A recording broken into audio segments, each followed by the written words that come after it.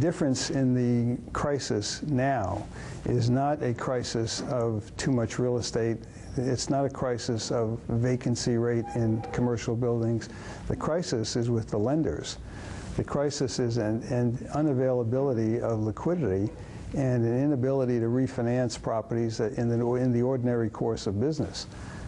So you are seeing a collapse. And as to government intervention, I don't believe that the amount of money that's being talked about is touching the problem. So this problem is expected to stay with us. Some analysts and some people say that the problem is going to even get more difficult in the time ahead, and that even in 2009 we will see more critical issues coming up that may impact the market negatively. Well, that's exactly right. All of the focus in the United States today by the federal government has been on resolving issues related to residential mortgage-backed securities.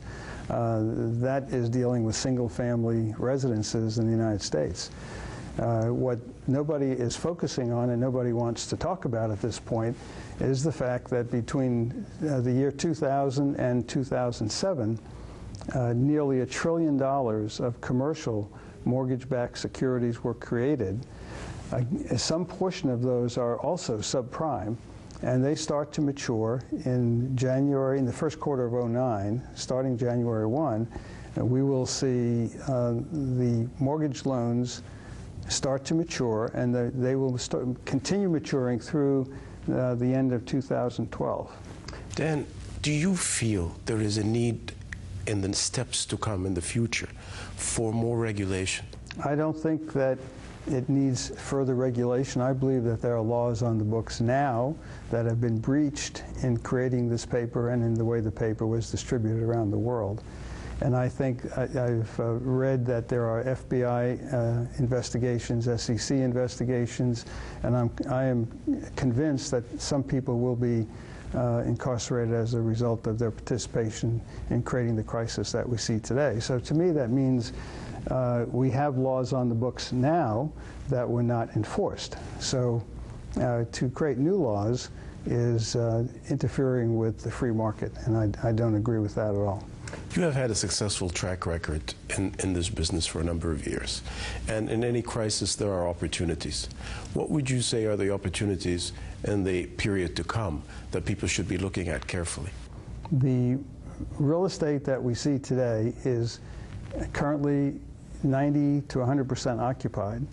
There's a net positive cash flow on substantially all of the buildings that are going to be in distress.